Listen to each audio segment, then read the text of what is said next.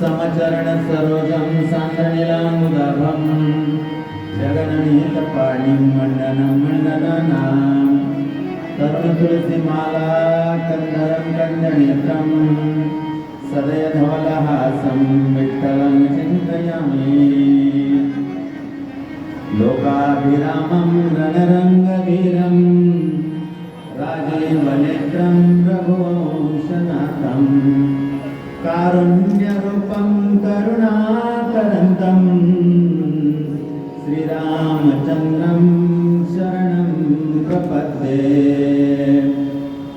नीलाम्बुजश्यामलकोमलाङ्गं सीतासमारोपितवामभागं पाणोमासायकचारुचापं नमामि रामं रघुवंशनाथम्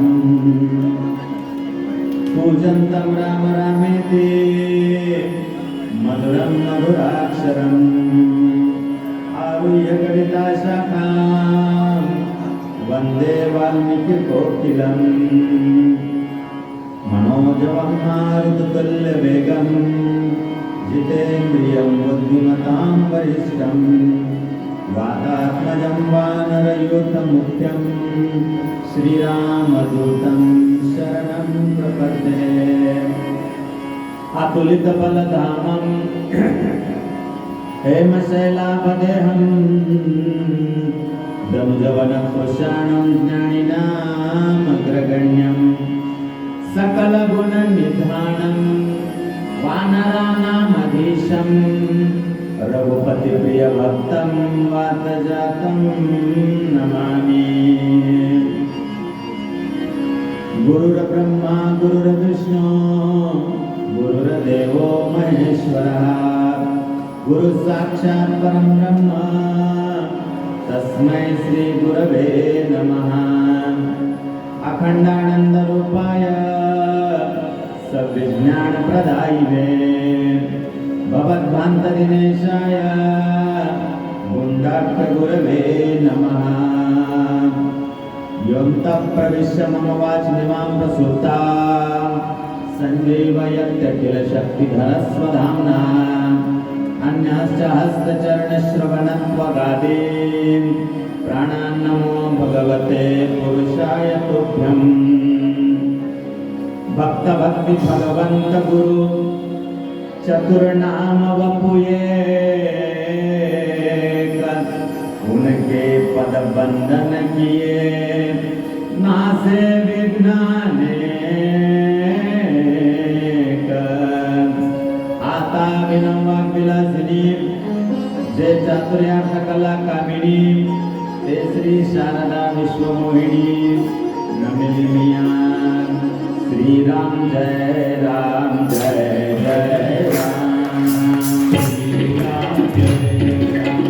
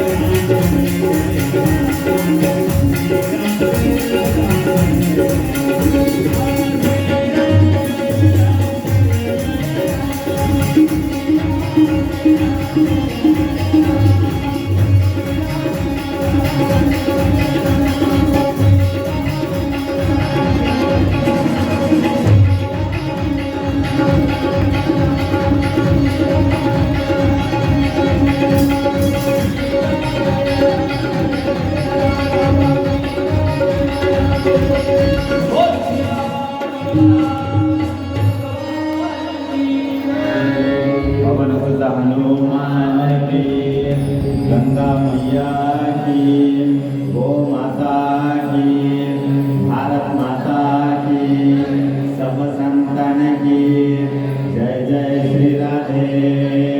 नमः पार्वती पते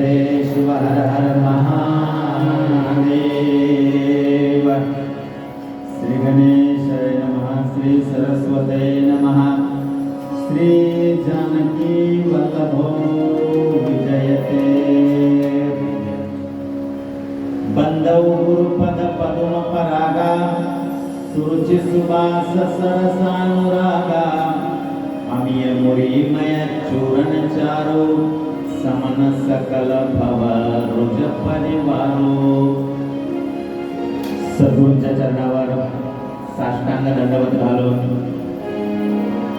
श्रीरामकथा आपण कालपासून श्रवण करत आहोत। कथेचे यजमान श्री सुधाकरराव पांडे, सौ प्रतिभा पांडे आणि सर्व पांडे परिवार, तसेच नांदेडहून, महाराष्ट्रातून, महाराष्ट्राच्या बाहेरून आलेले सगळे भाविक भक्त मंडळी। कथेचा आजचा हा दुसरा दिवस आहे। सर्वांना कालची कथा स्मरणात आहे असं गृहीत धरून आपल्याला समोर जायचं आहे।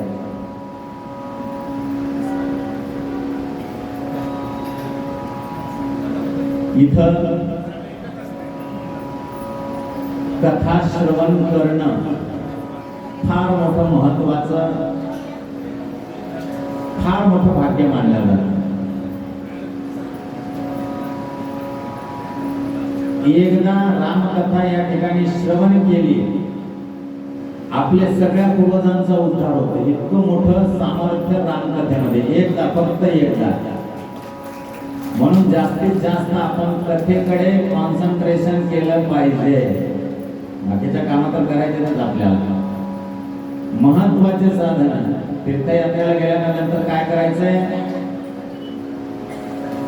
चंद्रभागे स्नान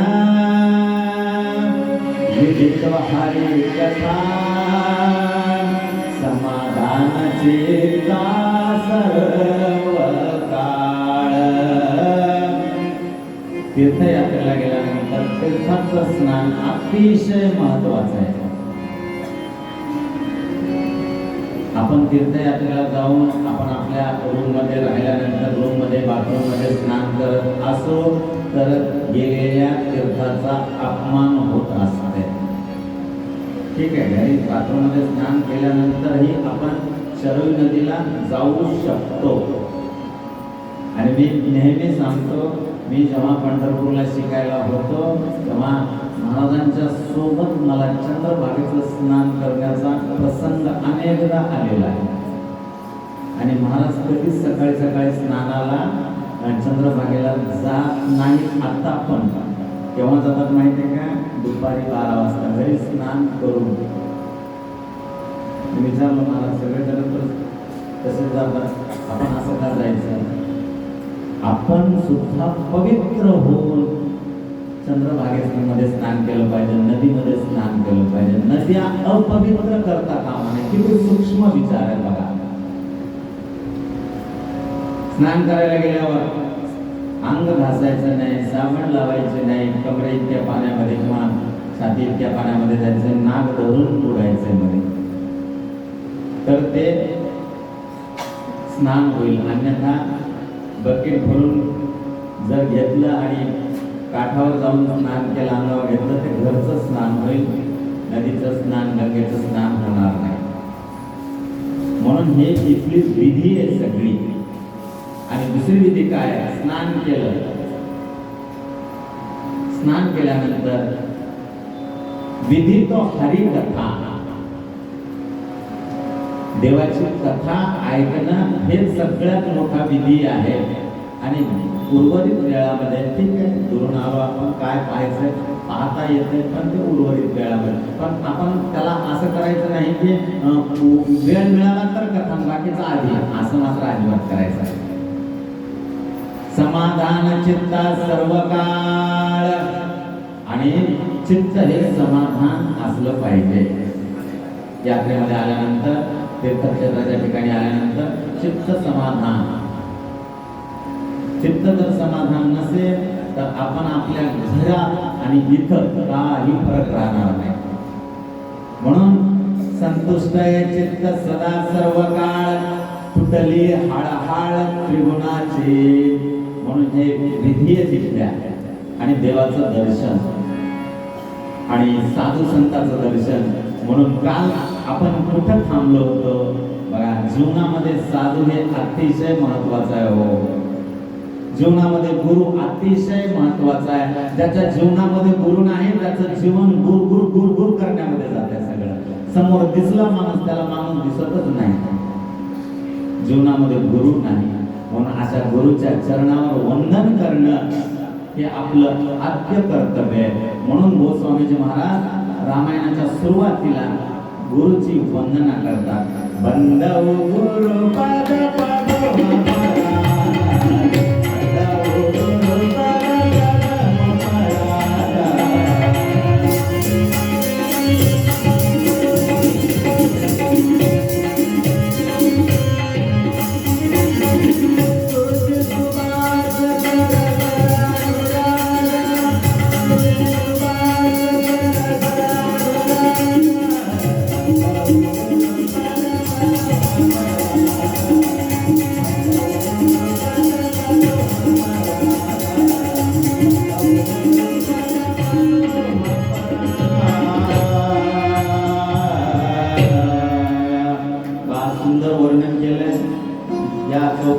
जेवढं आपण विश्लेषण केलं, विस्तार केला तेवढा कमी आहे. काय म्हणतात, मी गुरुच्या सुंदर चरणाचं वंदन करतो. बघा गुरुच्या चरणामध्ये काय काय आहे, तर सुरुवातीला सांगितलं गुरुच्या चरणामध्ये स्वाद आहे, स्वाद. दुसरी गोष्ट सांगितली गुरुच्या चरणामध्ये सुगंध आहे, आणि तिसरी गोष्ट सांगितली गुरुच्या चरणामध्ये प्रेम रस आहे. हो, काय गोड वर्णन केले गुरुचं बघा. आणि गुरुचे चरण म्हणजे काय आहे, तर संजीवनी. बघा संजीवनी आपल्याला माहिती आहे, वनस्पती. जेव्हा लक्ष्मणाला शक्तिबाण लागला त्यावेळेस हनुमंतरायानं जी काय वनस्पती आणली त्या वनस्पतीचं नाव काय आहे, संजीवनी. म्हणून गुरुचं चरण जे आहे हे संजीवनी वनस्पती सारखं आहे. आणि संजीवनी वनस्पतीचं चूर्ण घेतल्यानंतर सगळे रोग निघून जातात. तसं गुरुच्या संजीवनी रूपी चरणाचं चरण दर्शन आपण घेतलं, भवरोगासारखा रोग सुद्धा आपला निघून जाईल. भवरोगा ऐसे जाय आणि काय शुल्लकी. म्हणून सगळ्या भवरोगाचा नाश करणारे सद्गुरूचे चरण आहे. आणि अशा सद्गुरूच्या चरण कमलावर मी त्या चरण कमलामधल्या परागाला मी वंदन करतो. बघा काय सूक्ष्म भाषा आहे गोस्वामीजींची. अशा ह्या गुरुच्या चरणावर मी साष्टांग नमस्कार करतो. आणि आता मात्र रामचरितमानसमध्ये जे काय वंदनपर प्रकरण आहे ते वंदनपर प्रकरण सुरू झालेलं आहे. सगळ्याला वंदना केलेली आहे गोस्वामीने. आणि तेच ज्ञानोबारायांनी सांगितलेलं आहे, जे जे दिसे जे जे भेटे भूत ते ते मानिजे भगवंत. हा भक्ती योग निश्चित जाण माझा. नमस्कार करणं म्हणजे काय आहे, ही भक्ती आहे. आणि ही भक्ती आहे. भक्ती मधले जे काय प्रकार आहेत, नमस्कारात्मक भक्ती आहे. आणि नमस्कारात्मक भक्ती ही केलीच पाहिजे. बघा नमस्कारात्मक भक्तीनं काय होतंय त्याचं सुप्रसिद्ध असं उदाहरण आहे नाथ महाराजांच्या जीवनामध्ये. नाथ महाराजाचा एक भक्त आहे. नाथ महाराजांना सांगितलं की तू काय कर, दिसलं त्याला नमस्कार करायचा, दिसलं त्याला नमस्कार. सर्वत्र नमस्कारी जे माझा एकाते. ज्ञानोबाने सुद्धा तेच सांगितलंय, अर्जुना तू मन हे मीच करी, माझे भजनी प्रेम धरी. सर्वत्र नमस्कारी जे मज एका तू काय कर, माझ्या भजनावर प्रेम धर, तू मनामध्ये काय कर, माझं ध्यान कर आणि सर्वत्र नमस्कारीचे मजे एका ते सगळ्या जे जे तुला काही दिसतंय, जे जे दृष्टी दिसेल ते हरिरूपच. मग असं केल्याने काय होईल, हरिरूपच दिसेल. म्हणून नाथ महाराजांचं ऐकून अशा या भक्तांना सगळ्यांना नमस्कार केला. त्यांचं नावच पडलं दंडवते स्वामी. बघा काय नाव पडलं, दंडवते स्वामी. आणि एकदा नमस्कार केला त्यांनी, कोणाला, मेलेल्या गाढवाला. मेलेल्या गाढवाला नमस्कार केला. मेलेल्या गाढवाला नमस्कार केल्या केल्या गाढव मेलेलं उठून उभं टाकलं महाराज. साधू संतांच्या चरित्राचा हा भाग आहे. म्हणून नमस्कार केल्यानं काय होतं बघा, गाढवामध्ये, मेलेल्या गाढवामध्ये हे ज्याला पांडुरंग परमात्मा दिसतो, काय त्यांची भावना असेल, काय त्यांची श्रद्धा असेल, काय त्यांचा विश्वास असेल. म्हणून नमस्कार हा केला पाहिजे. म्हणून सद्गुरूच्या चरणावर आपण नेहमी साष्टांग दंडवत घातलं पाहिजे. श्री संताची माता चरणावर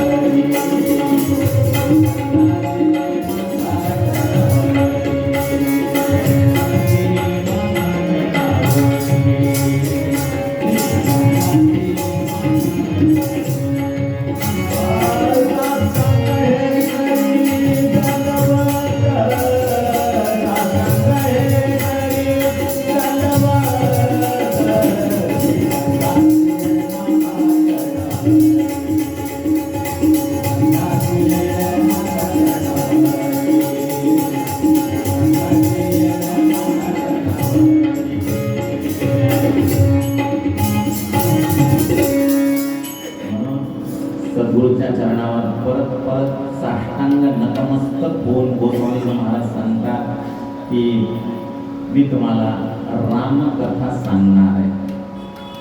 आणि रामकथा ऐकायची तर कुठे बसून नाही ऐकायचे, तर कुठं ऐकायचे, रामकथा श्रवण करण्यासाठी संतांच्या सानिध्यामध्ये यावं लागतं. कथा सांगणारे खूप जण असतात, परंतु संत कोण आहे, कथा सांगता आले म्हणजे संत असं आहे असं मुळीच नाही. मग ते आपल्याला ओळखायचं आहे, डोळस व्हायचं आहे. भक्ती करून डोळसपणा येत नसेल तर समजायचं की आपली भक्ती होत नाही. भक्तीमध्ये डोळसपणा असला पाहिजे. पण भक्तीमध्ये जर अज्ञान असेल तर अशा भक्तीचं काय होतंय, शोषण होत असतंय, शोषण. आणि ती भक्ती पूर्णत्वाला जात नाही. म्हणून कथा ऐकायची, तर कथा कुठं बसून ऐकायची, कोणाच्या सानिध्यामध्ये ऐकायची, तर कथा ही संतांच्या संगतीमध्ये ऐकायची. म्हणून आपल्याला सुंदर हे शरीर मिळालेलं आहे आणि हे शरीर मिळाल्यानंतर आपण संतांची संगती केली पाहिजे. ये अवसर नहीं फिर मिलने का, सत्संग करो, सत्संग करो. हे पुन्हा पुन्हा वेळ येणार नाही. म्हणून काय केलं पाहिजे, संतांच्या सानिध्यामध्ये राहिलं पाहिजे आणि कथा श्रवण केली पाहिजे. ये वक्त नहीं हिल डुलने का, सत्संग करो, सत्संग करो. इथं विचार करण्यासाठी आपल्याला अजिबात वेळ नाही. बघा साधू संत काय सांगतात, आपण विचार करीतच बसलो, आपला विचार चालू आहे, पण विचार करण्याची काही गरज नाही. काय केलं पाहिजे, भगवंताचं नामस्मरण केलं पाहिजे. संतांच्या संगतीमध्ये राहून, संतांचे संगती मनोमार्गगती, आकळावा श्रीपती येणे पंथे. म्हणून भगवंताचं चरणकमलाचं ध्यान, भगवंताचं नामस्मरण हे संतांच्या संगतीमध्ये बसून आपल्याला करायचंय. म्हणून संतांच्या चरणाचं या ठिकाणी वर्णन करतात गोस्वामीजी महाराज. आणि श्री गुरुचं जे काय पद आहे, पाय आहे, हे कसं आहे तर त्याचं वर्णन केलंय की श्री गुरु पद नख मणिगण ज्योती. श्री गुरूंच्या पायाच्या बोटाचं जे नख आहे, अंगठ्याचं नख, हे नख कसं आहे तर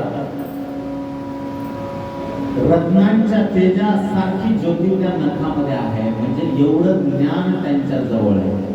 साधू संतांनी वर्णन केलेलं आहे की सद्गुरूंच्या चरणामध्ये जगातले सगळे तीर्थ येऊन तिथं बसलेले असतात, म्हणून तेजोमय त्यांचं नख आहे.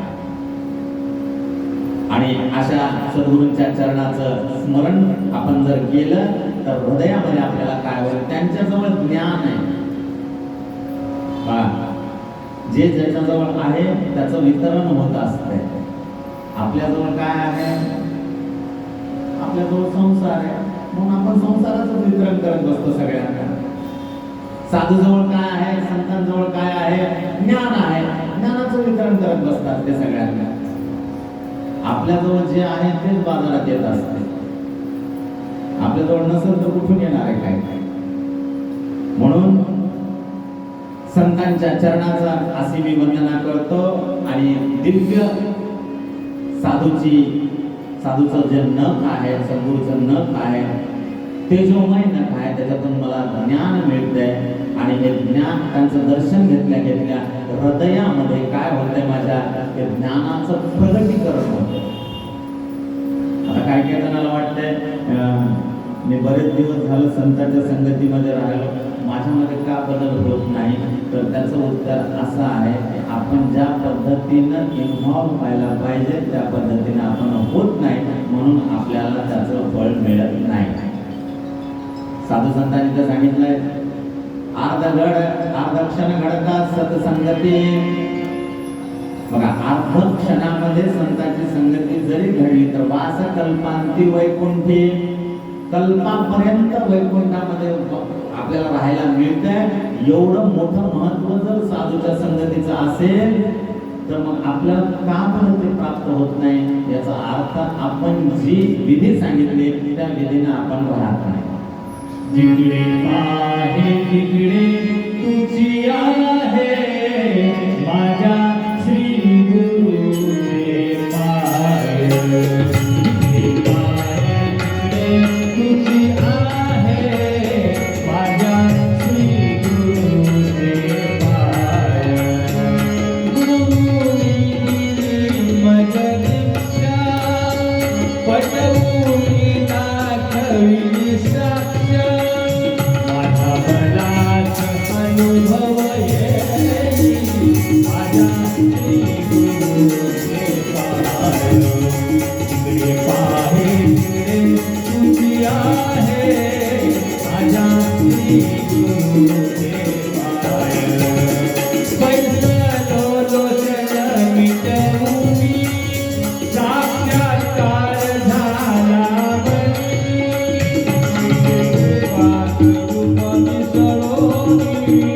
माझ्या श्री गुरुचे पाय. तिकडे पाहे तिकडे तुझी आहे, माझ्या श्री गुरुचे पाय. जनी म्हणे सर्व लोका, सद्गुरू वाचून नाही सखा. जनी म्हणे सर्व लोका, सद्गुरू वाचून नाही सखा. सोहमूर्ती पुढे उभा राही, माझ्या श्री गुरुचे पाय. तिकडे पाहे तिकडे तुझी आहे, माझ्या श्री गुरुचे पाय. माझ्या श्री गुरुचे पाय. अशी ज्याची भावना झालेली आहे त्याला देव दूर नाही, म्हणून सद्गुरूचं सुंदर असं वर्णन केलेलं आहे. आणि त्याच्यानंतर गोस्वामीजीने ब्राह्मणाच्या चरणाची वंदना केलेली. बंधऊ प्रथम मनीसुर चरणा, मोहजनित संशय सबहरणा. सुजन समाज सकल गुण खाणी, करवो प्रणाम सप्रेम सुबानी.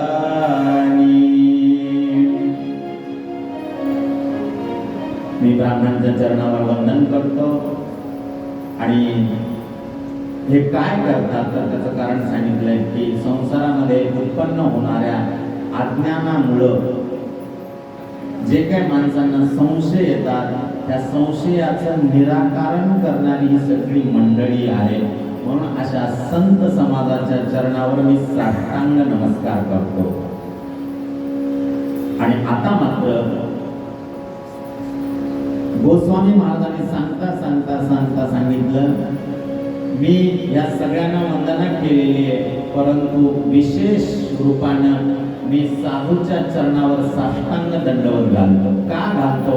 अतिशय सुंदर चौपाई रामायणातली. साधु चरित शुभ चरित कपासु, साधु चरित शुभ चरित कपासु,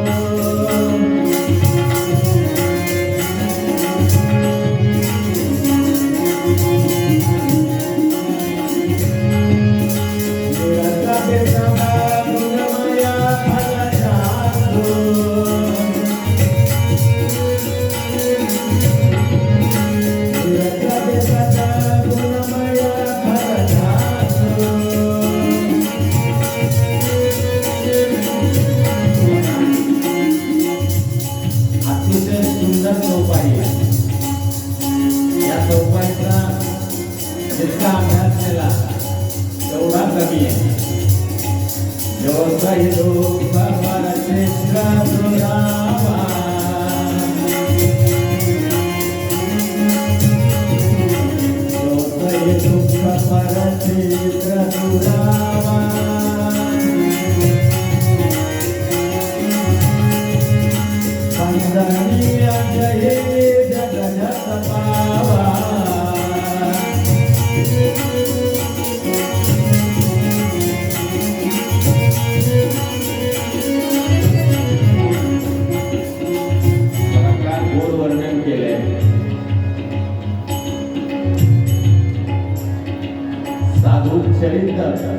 शुभ चरित्र तपासू.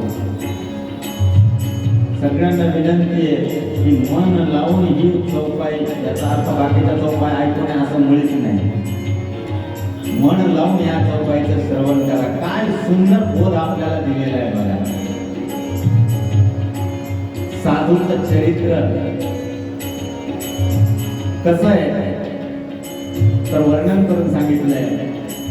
कापसाच्या फुलासारखं आहे. एकाने विचारलं मला, महाराज गोस्वामीजीला दुसरे फुलं दिसलेच नाहीत का? कापसाच्या फुलाचं याने दृष्टांत दिला या ठिकाणी.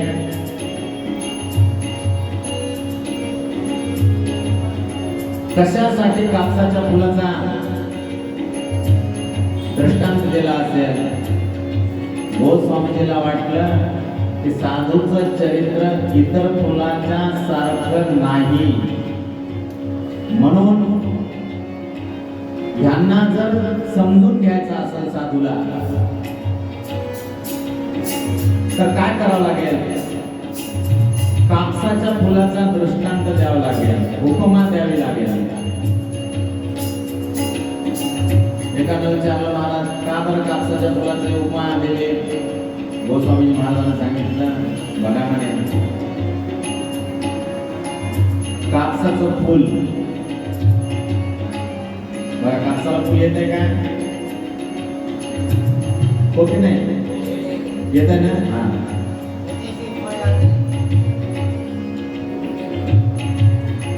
हे सहजासहजी फुल येते का कापसाला? विचार करा. बघा, साधूची भाषा आहे, संतांची भाषा आहे, आपल्याला फार विचार करायला लावणारी भाषा आहे. सहजासहजी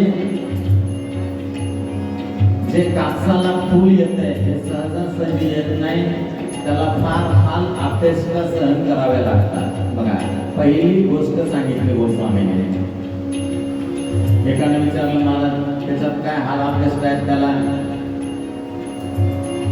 गोस्वामी महाराजांनी सांगितलं, तुमच्या अंगावर जे कपडा आहे हे कपडा कशाचा तयार झालेला आहे? या फुलापासूनच तयार झालेला आहे. फुलाचं नंतर गोंड होत आहे,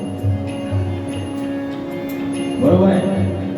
आधी बोंड होते, आधी फुल येते ना, नंतर बोंड तयार होते आणि त्याच्यामध्ये काय होते मग कापूस येते. गोस्वामी महाराज म्हणले त्या कापसाच्या झाडाच्या झाडाला फुल येण्यासाठी ह्याला सहन करावं लागतं. या झाडाला काय काय सहन करावं लागतंय? उन्हाळा सहन करावं लागतं, ऊन सहन करावं लागतंय, पाऊस सहन करावं लागतंय, वारं सहन करावं लागतंय. फुल आलं तरी याचा कापूस होत नाही, नंतर कापूस होत आहे. म्हणून मी फुलाची उपमा दिली. ऊन, वारं, पाऊस हे सगळं त्याला सहन करावं लागतंय. मग कपडा होतोय का त्याचा? नाही. एवढ्यावर कपडा होतोय का त्याचा? नाही. अजून हाल अपेक्षा त्याला सहन करावा लागतात. कापसाच्या फुलाला वस्त्रामध्ये रूपांतरित करण्यासाठी शेतकरी काय करतंय? त्या कापसाच्या झाडापासून त्याला तोडून टाकतंय. बघा, वियोग होतो त्याचा, तोडून टाकतंय. बरं, तोडून टाकल्यावर तरी कपडा होतोय काय? नाही. त्याच्यामधली सरकी बाजूला काढून टाकल्या जाते, त्याच्यामधला रूप वेगळा केला जातो, तरी कपडा तयार होत नाही. त्याला काय करावं लागतंय? मग एका चरख्यामध्ये घालावं लागतं. आता चरखा राहिला नाही, आता जिनिंग प्रेसिंग आलेलं आहे सगळं. त्याच्यामध्ये फिरवावं लागतंय. त्याच्यात त्या सरकी निघून गेला, त्याची रुई झाली सगळी. आता तरी कपडा तयार झाला का? बघा किती प्रोसेस बिकट आहे. काय साधूचे ज्याला आपण काय म्हणतो फोरसाइटनेस, पहा दूरदृष्टी. उपमा देण्यामध्ये एवढी दूरदृष्टी आहे साधूची. आता तरी कपडा तयार झाला का? नाही. त्याला खूप खूप खूप मेहनत घ्यावी लागते. त्याचे एक एक दोरे तंतू तयार करावं लागतात आणि तंतू तयार केले तरी अजून कपडा झाला नाही. मग त्याला अजून विशिष्ट एका मशीनमध्ये घालावं लागतंय, कपडा तयार होतो, त्याला रंग द्यावा लागतंय. इतकं त्याची प्रोसेस आहे, प्रक्रिया आहे सगळी. एकाने विचारलं मग महाराज इतकी प्रक्रिया झाली, ठीक आहे कपडा झाला, पण हे कपडा काय करतंय? असाच कपडा आपल्या अंगावर घेता येते काय? नाही. त्याला शिलाई शिवणारा जो शिंपी आहे, शिंप्याकडे जावं लागतंय, परत त्याला कापल्या जाते. हो, कटाकट कापल्या जाते त्याला कपड्याला. आणि कापल्या जाऊन जसं आपल्या कोणाला परिधान करायचंय त्याचं जे काय मोजमाप आहे त्याच्यानुसार त्याचं कापल्या जाते आणि मग शिलाई केल्या जाते आणि मग अंगावर येते. आणि अंगावर आल्यानंतर गोस्वामीजींनी सांगितलं आपल्या शरीरावर ते आपण घातल्यानंतर काय होतंय? जो सही दुःख परचे त्रसुरावा, जो सही दुःख परचे त्रसुरावा.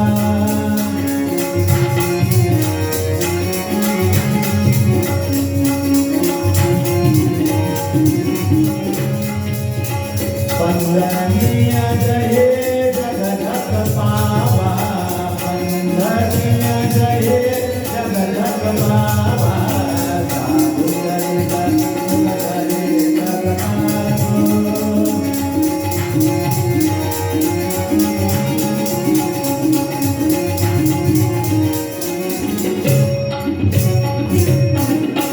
बघा इतके कष्ट सहन करावं लागले हे कपडा आपल्या अंगावर येण्यासाठी. आणि गोस्वामी महाराज म्हणतात जो सहित दुःख त्यानं स्वतः दुःख सहन केलं, स्वतः दुःख सहन केलं पण लोकांची काय केली? लाज राखली. जो सहित दुःख परछिद्र दुरावा, लोकांचा दुःख सहन केलं त्यानं, परंतु आपल्या अंगावर आला आणि अंगावर येऊन आपली मात्र त्यानं काय केली? लाज राखली. तसं साधू सुद्धा चरित्र असंच असतंय. हो, कापसाच्या फुलासारखं महाराज. कोण चांगलं म्हणतंय साधूला? बघा, विचार करा, चिंतन करा. आणि आपण असा विचार न केल्यामुळे आपली सुद्धा अशीच फजिती होती. कोणी चांगलं म्हणलंय साधूला? बघा इतके कष्ट कशासाठी आले इथं? आम्ही वैकुंठ वासी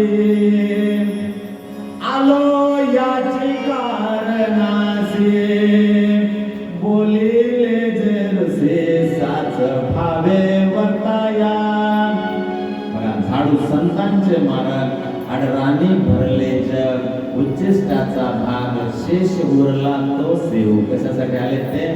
पिटू भक्तीचा डांगोरा. भक्तीचा डांगोरा पेटवण्यासाठी ते इथं आले. त्यांना येण्याची काही गरज नाही, आपल्यासाठी आले तो. पण लोक मात्र त्यांची निंदा करण्यामध्येच आपला उद्धार समजायले. ते दुःख आहे. जो सई दुःख पर क्षेत्र दुरावा, सई दुःख पर क्षेत्र दुरावा.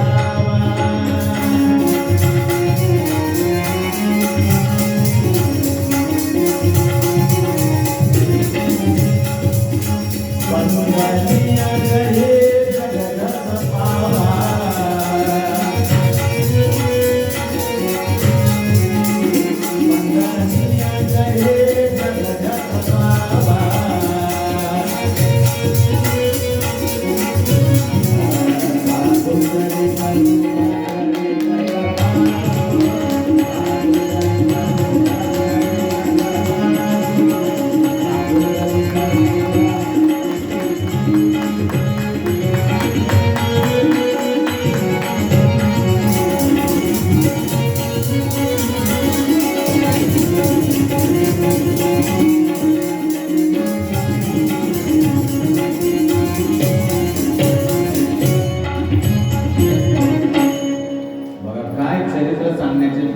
गोस्वामी महाराजांची.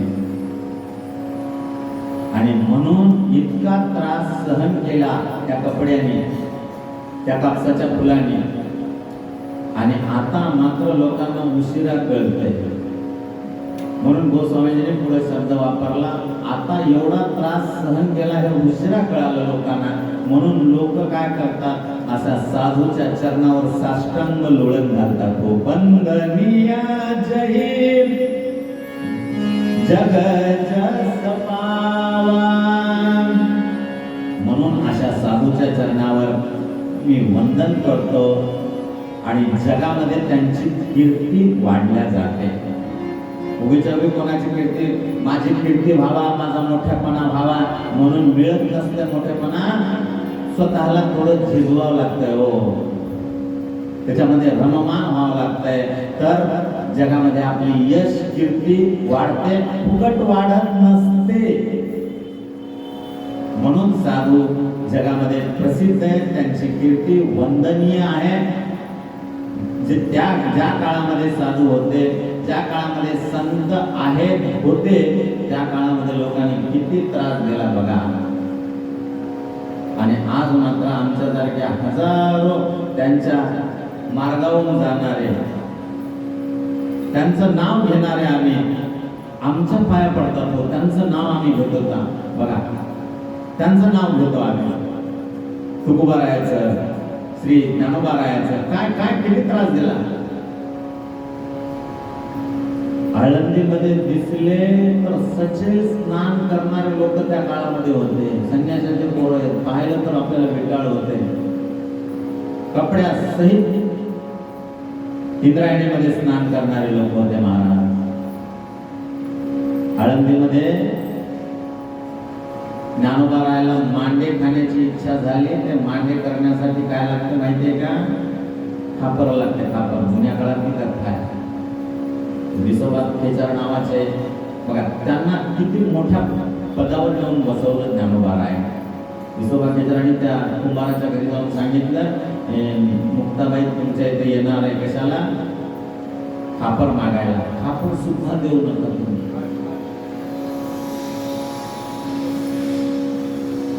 बघा काय चरित्र आहे. डोळ्यात पाणी आणायला लावणारं चरित्र आहे. मुक्ताबाई गेली मागायला गेल्यानंतर विसोबा खेचर होते, अजिबात खापर द्यायचं नाही. गालामध्ये एक चापड मारली. हो, लहान पोरच्या गालामध्ये चापड मारली. पोरगी रडत रडत रडत रडत आली, दादा दादा.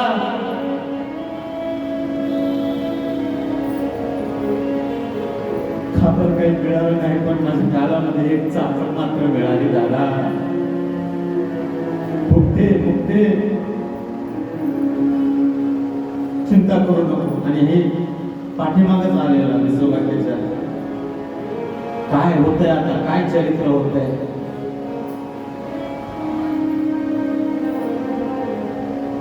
ज्ञानोबारांनी सांगितलं ते चिंता करू नको, खबर नाही दिलं तर दिलं, काय हरकत नाही, मी माझ्या पाठीवर योगाग्नीच्या साह्याने अग्नी प्रज्वलित करतो आणि माझ्या पाठीवर तू मांडे भात, काही चिंता करू नको.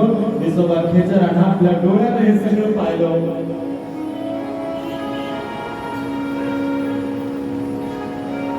त्या मांड्याचा स्वाद इतका आला विसोबा खेचराला राहवलं नाही.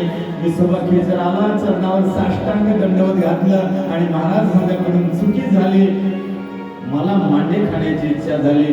अहो साधूचा प्रसाद मिळाला, जीवन सगळं बदलून गेलं, सगळं जीवन बदलून गेलं. आणि त्याच विसोबा खेचराला बघा किती मोठी नामदेव महाराजांचा गुरु, नामदेव महाराजांचं गुरु केलं. साधूची कृपा जर आपल्यावर होईल तेव्हा साधू आपल्याला निश्चित काय देतील हे आपण त्याची कल्पना सुद्धा करणार नाही, परंतु आपली श्रद्धा मात्र तशी झाली पाहिजे. म्हणून जग काय करतंय, साधूच्या चरित्रावर चिखलफेकच करत राहते. साधू मात्र काय करते, ठीक आहे याला कळत नाही काय हरकत नाही, मी मात्र त्याला काय करतो, साधू म्हणते मी मात्र त्याला देवाच्या चरणाच्या जवळ दिल्याशिवाय राहणार नाही, ही साधूची प्रतिज्ञा असते महाराज. म्हणून अशा साधूच्या चरणावर एकदा नाही वारंवार आपण नमस्कार केला पाहिजे. साधू चरित्र शुभचरित्र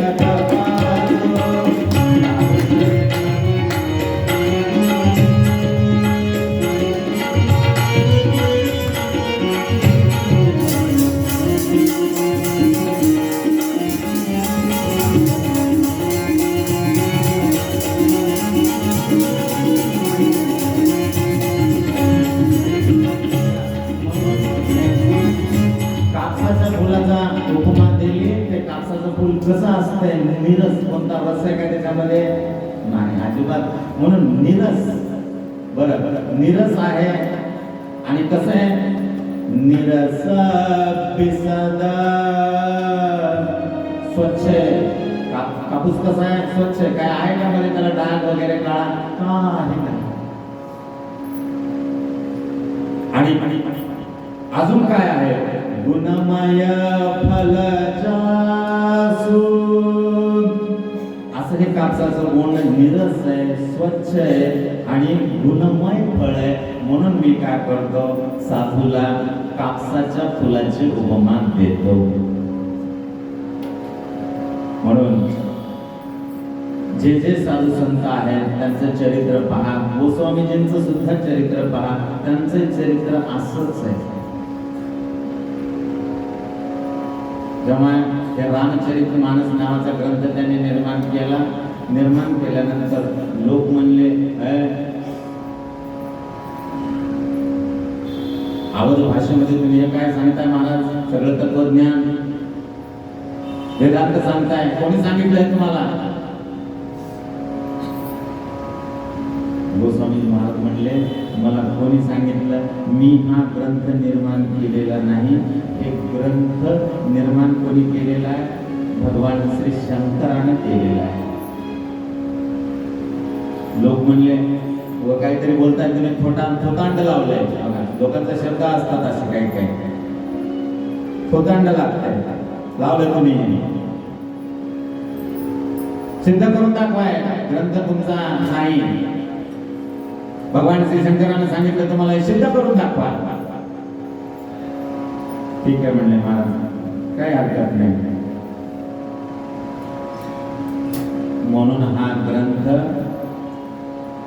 काशी विश्वनाथ बघा जवळच आहे तिथून,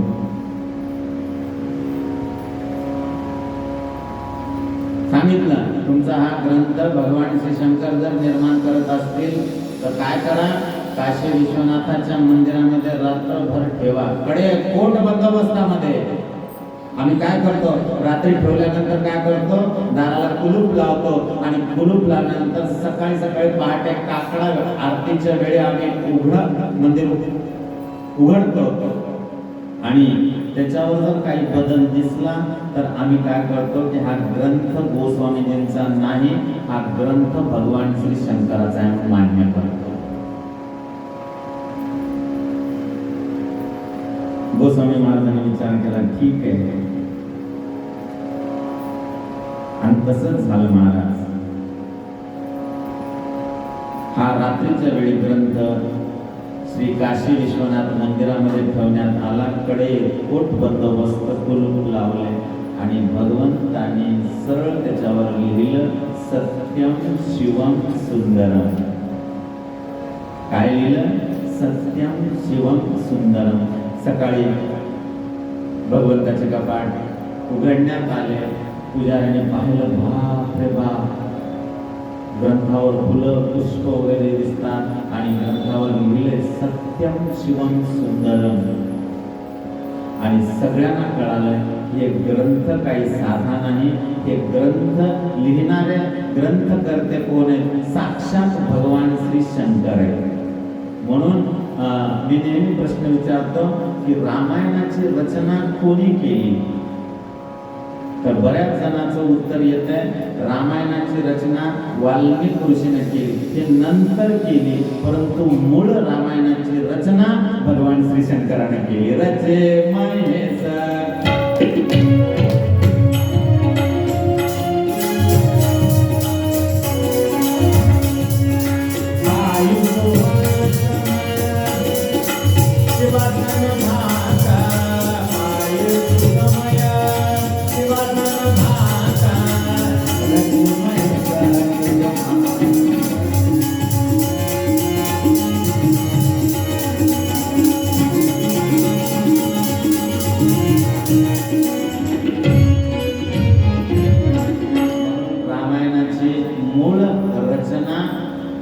वाल्मिकी ऋषीने संस्कृत भाषेमध्ये नंतर केलेली आहे, परंतु मूळ रामायण जे आहे भगवान श्री शंकरानं आपल्या हृदयामध्ये त्याची रचना केलेली आहे. आणि हृदयामधलं रचलेलं रामायण सगळ्या जगाच्या पुढे कोणी आणलेलं आहे? भगवान श्री शंकराने आणलेलं आहे. रची महेश निज मानस भाका पायसु समय शिवासन भाका.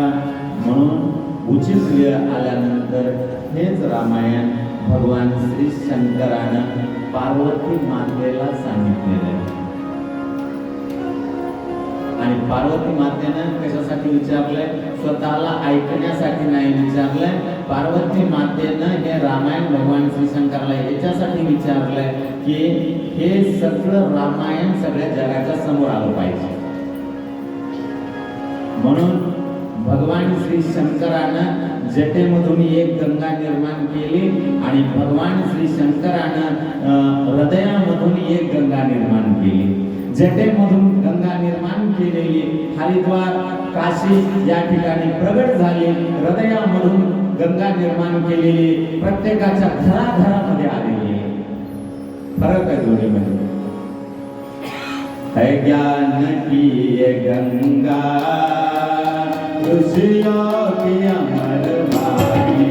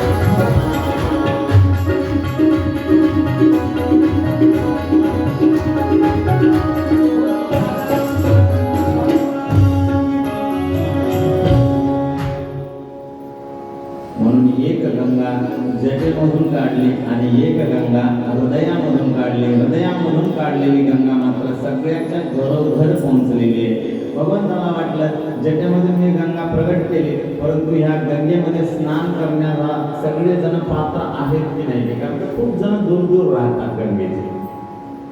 म्हणून भगवंताला असं वाटलं की ह्या गंगेमध्ये सगळेजण जाऊ शकणार नाही, परंतु ह्या गंगेमध्ये मात्र सगळेजण जाऊ शकतात. म्हणून घराघरामध्ये गंगा पोहोचण्याचं काम कोणी केलेलं आहे? भगवान श्री शंकराने. म्हणून सुरुवातीला ब्राह्मणांचा वंदना, संतांची वंदना, दुष्टाची सुद्धा वंदना केली. आधी दुष्टाला नमस्कार केला पाहिजे. दुसऱ्याला चांगलं म्हणलं की दुष्ट जास्त फुगत असते, त्याच्यासाठी आधी त्याला नमस्कार. दुर्जनम प्रथमम वंदे. ते दुर्जन असतात, यायला लोक जवळ आले की चांगलं वाटतच नसते. लोक जवळ आले की मनामध्ये खळखळ होते अशा दुर्जनाच्या.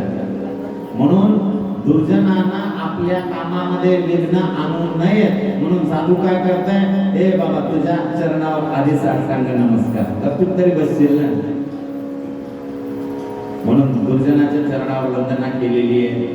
संत असंत या सगळ्यांना वंदन केलेली आहे. आणि ते वंदन पण प्रकरण खूप मोठं आहे. शेवटीला गोस्वामीजीने सांगितलं की ह्या सगळ्या जगामध्ये माझी माता सीता आहे, माझे भगवान रामचंद्र प्रभू माझे माता आणि पिता ह्या सगळ्या जगामध्ये भरलेले आहेत. म्हणून मी काय करतो? सिया राममय सब जग जानी.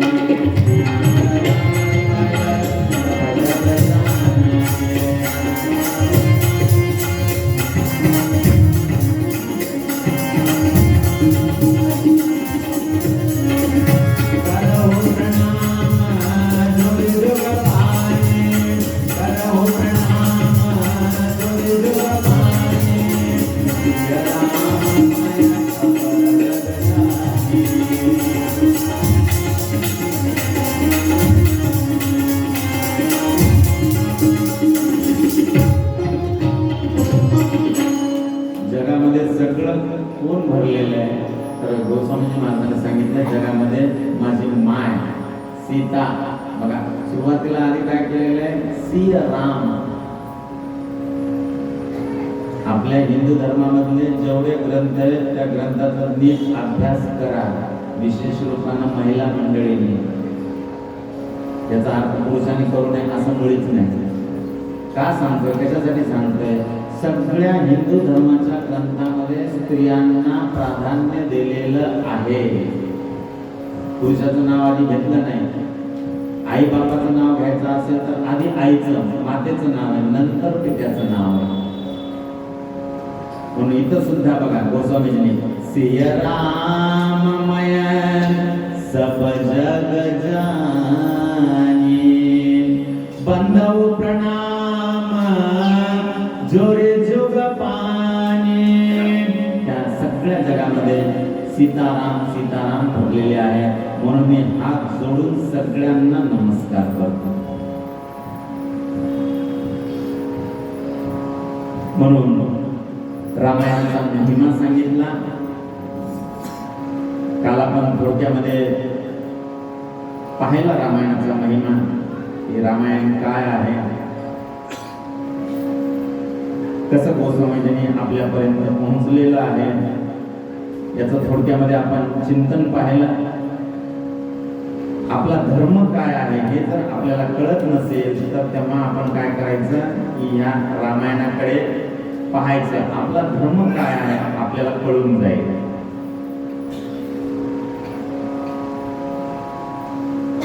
म्हणून रामायणाचा थोडक्यामध्ये महत्व महिमा सांगितला. आणि वाल्मिक ऋषीच्या चरणावर साष्टांग नमस्कार घातला, वेदाच्या चरणावर साष्टांग नमस्कार, ब्रह्मदेवाच्या चरणावर साष्टांग नमस्कार, शिव पार्वती या दोघांच्या चरणावर साष्टांग नमस्कार घातला.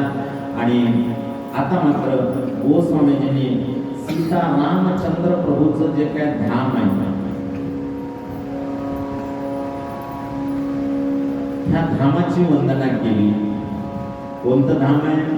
आपण ज्या धामामध्ये बसलो तेच त्यांचं धाम आहे. काय सुंदर वंदना केली. अवधपूर आपण जाऊ अवधपूर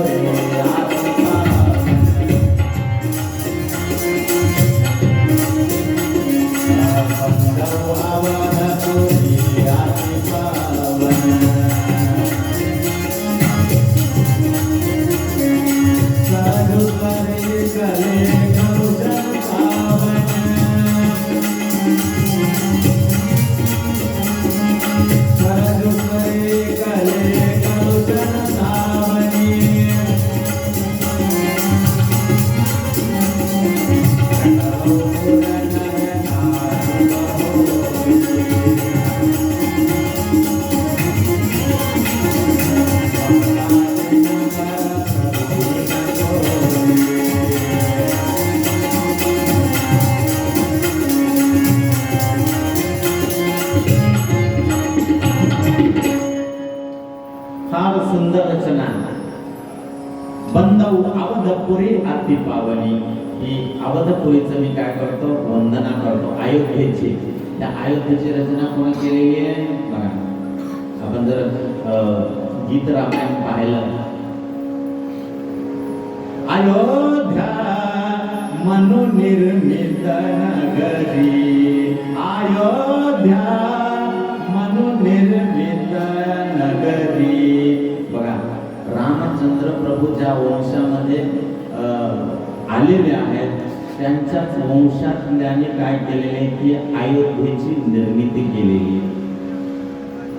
आणि अयोध्येकडे पाहिल्यानंतर इंद्राच्या तोंडाला सुद्धा पाणी सुटायचं. साधारण इतर राजा लोकांच्या तोंडाला पाणी सुटलं, आपलं मंदिर असलेलं त्याने घेतलं, त्यांना तर पाणी सुटलं, बाकी त्याची काय करत. इंद्राला सुद्धा देखवायचं नाही, बाप रे अयोध्या अयोध्या. आणि अयोध्या अयोध्या अवध अवध केवळ म्हणलं, गोस्वामीजींनी वर्णन केलंय, सगळ्या पापाच्या समूहाचा नाश होऊन जाते, सगळे पाप निघून जातात. आणि अयोध्येमध्ये आहेच काय हो नेमकं? सरज सरे कले कलुषण सावने. या ठिकाणी नदी आहे. योगायोग असा की आजच सकाळी मला जाण्याचा योग आला. मला त्या तीरावरून बाजूला भावच वाटला गेला. मला इतकं सुंदर तीर आहे हो अयोध्येचं. काय ते भाग्यवान लोक आहेत की ह्या अयोध्येच्या या शरयू नदीच्या तीरावर राहतात. गंमत अशी असते, ते सगळ्यांना लागू पडत नाही. आपल्याला जे सुलभ प्राप्त होते त्याची किंमत मात्र नसते. आपल्याला सुलभ प्राप्त झालेली कोण? गोदावरी. आपल्याला आहे का किंमत तिची? कधी नमस्कार करण्याचं तरी आठवण येते का आपल्याला? स्नान करणं तर दूरच राहील. वाईट करून टाकलं आपण, खराब करून टाकलं. त्या स्वर्गामधून आपल्याला पुण्यमय पवित्र करण्यासाठी आल्या, आपण मात्र ड्रेनेज लाईन त्याच्यामध्ये सोडून दिल्या. भस्मासुर आहेत आपण करत आहोत. कोण्या नरकात जाणार आहेत हे लोक सोडणारे मला तर काही कळणार नाही. अहो, ज्या रामचंद्र प्रभूच्या 3 पिढ्या गेल्या होत्या नदी आणण्यासाठी, गंगा आणण्यासाठी, ज्या अयोध्येमध्ये आपण कथा करतोय त्याच अयोध्येच्या 3 पिढ्या गेल्या गंगा आणण्यासाठी. राजा दिलीप, राजा अंशुमान आणि राजा भगीरथ. 3 पिढ्या खल्लास झाल्या. तेव्हा आधीच्या 2 पिढ्यामध्ये तर गंगा प्रसन्न झाली नाही. त्याच्यानंतर मात्र भगीरथ राजाने काय केलं बघा. हे सगळे महात्मे होऊन गेले त्या वंशामध्ये. भगीरथ राजाने मात्र काय केलं? गंगेला प्रसन्न करून घेतलं. आणि गंगेला प्रसन्न करून घेतल्यानंतर गंगा प्रसन्न झाली. पण गंगेला अभिमान आला. गंगा म्हणले ठीक आहे मी येईल, पण माझा वेग प्रचंड आहे आणि ह्या प्रचंड वेगाला कोण सहन करणार आहे? की मी पृथ्वी तलावर जर आले तर थेट मी पाताळात जाईल.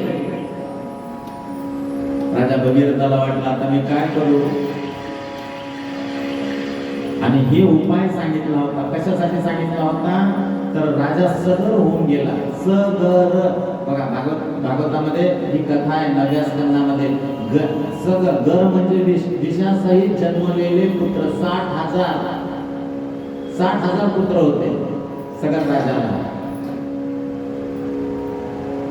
आणि त्याने अश्वमेध यज्ञ केला. यज्ञातला घोडा इंद्रानं चोरून नेला आणि हे सगराचे पुत्र सगळे हुडकीत निघाल्यानंतर कुठंच घोडा सापडलेला नाही. आणि घोडा पाताळामध्ये कपिल मुनीच्या आश्रमाच्या समोर नेऊन बांधला होता. कोण? इंद्राने. बघा, हे राजकारण आहे. कोणावर कसा आरोप घालायचा, कसं शिजून घ्यायचं. आपल्या महाराष्ट्रामध्ये तसं त्याला फार जोरात चालू आहे. त्याचं पीक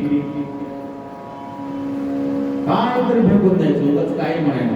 सामान्य लोक म्हणतात ह्या ना असं म्हणलं, त्यांना तसं. अरे त्यांना काय म्हणू, तुला काय करायचं तुझ्या हातात आहे.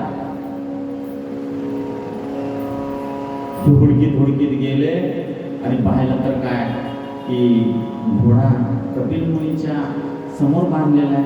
त्या पोरांना वाटलं ह्याने चोरून आणलाय घोडा.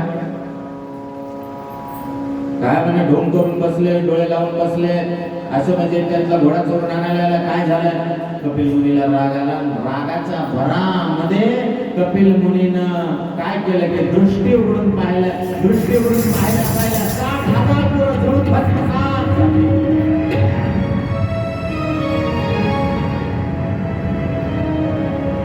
बघा, आता ह्या पोरांचा उद्धार करायचा आहे.